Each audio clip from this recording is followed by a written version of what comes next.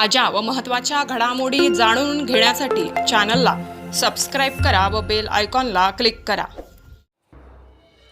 अजंगवडेल येथील दुर्दैवी घटनेत 3 दिवसांपासून बेपत्ता असलेल्या 8 वर्षीय मुलीचा मृतदेह नदी किनाऱ्याच्या एका विहिरीत आढळून आला होता। सदर घटनेमुळे परिसरात तीव्र संताप व आक्रोश व्यक्त होत होता। काल गावकऱ्यांनी रास्ता रोको करीत भाविकाच्या मारेकऱ्याला जोपर्यंत अटक होत नाही तोपर्यंत रास्ता रोको मागे घेणार नाही असा पवित्रा घेतला होता। पोलीस व प्रशासनाच्या मध्यस्थीने काल रास्ता रोको स्थगित झाला होता, परंतु धुळे येथे भाविकाच्या मृतदेहाची उत्तरीय तपासणी करण्यात आली, पण अजंग येथील ग्रामस्थांनी भाविकाचा मृतदेह ताब्यात घेण्यास नकार दिला। जोपर्यंत भाविकाला न्याय मिळत नाही तोपर्यंत मृतदेह ताब्यात घेतला जाणार नाही असा पवित्रा ग्रामस्थ व नातेवाईकांनी घेतला। अजंग गावातील जनतेने अजंग गाव बंदची हाक दिली होती, त्यामुळे बालिकेला न्याय मिळावा म्हणून स्वयंस्फूर्तीने गावातील गावकऱ्यांनी सकाळपासून आपापले सर्व व्यवहार बंद ठेवले होते। आजही गाव कडकडीत बंद पाळण्यात आला। गावकऱ्यांनी सकाळी 10 वाजेनंतर सरळ नामपूर रस्त्यावर येत परत नामपूर रोडवर रास्ता रोको करून ठिय्या आंदोलनाला सुरुवात केली। या ठिकाणी पुन्हा तणावाचे वातावरण निर्माण झाल्याने मोठा पोलीस फौजफाटा तैनात करण्यात आला होता। त्यानंतर भाविकाच्या जन्मगावी म्हणजे चंदनपुरी येथे रस्त्यावर लोकांनी येत मुंबई आग्रा महामार्गावर रास्ता रोको आंदोलन केले।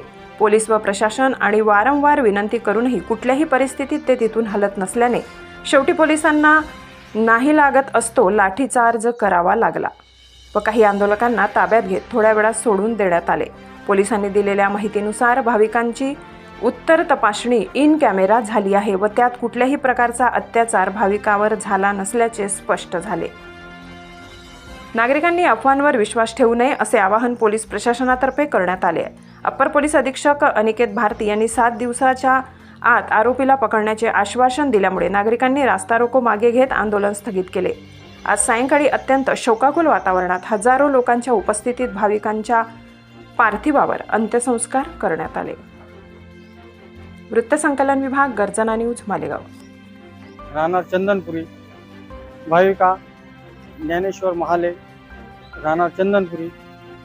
भाविका कानबाई कार्यक्रम असताना तिथं गेलेली होती।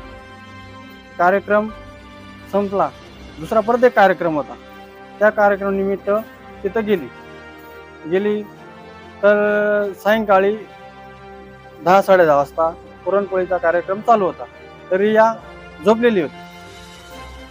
तर तिला झोप लागली, तर आजीने बघितलं की मुलगी झोपलेली आहे बा, चला आपण काहीतरी आता तिथं मदत करू लागू बा। तर आजी त्या निमित्ताने तिथं मदत करायला गेली। तर मग 11-11:30 दरम्यान 2 मुलांना पाठवलं की भाऊ बघून ये रिया झोपलेली आहे का, उठली असं घेऊन ये बा, रडत असेल बा। तर गेले 2 मुलं, तर झोपलेली होती। तर मग ते मुलं आले, ताई म्हणे झोपलेली आहे म्हणे। परत आज अर्ध्या तासाने परत 2 मुलं आले, बघ म्हणे आज उठली असेल ते बघ म्हणे। तर बघितले तर रिया झोपलेली होती। तर पाणी आला, थोडा पाऊस आला, पाऊस निमित्त समजे घरात गेले। तर तशा आजी आली, आजीने दरवाजा उघडला, तर मागचा जो दरवाजा लावलेला होता तो दरवाजा पण उघडलेला होता। तर मुलीकडे बघितलं तर मुली खाटीवर नव्हती। तर मग तिथं कल्ला झाला तर कुठे गेली तपासणी समजा चर्चा झाली, समजा गाववाले आले, कोणी इकडे बघ कोणी तिकडे बघ, समजा ठिकाणी बघितलं, रियाचा काही तपास लागला नाही। शेवट मला 2 वाजता फोन आला तिथून अजंग गावातून, मला फोन आला की आज चंदनपुरीला हे असं झालं बा, तुम्ही जल्दी यावं। तर मी गेलो तिथं प्रोसेस बघितली, मुलीचा काय तपास नाही। मी एकटं केलं, मग काय वन्नेर गावात गेलो, तिथं कंप्लेंट केली, तिथून काय प्रोसेस झाली। तर मग 24 घंटे झाले, मुलीचा का तपास नाही।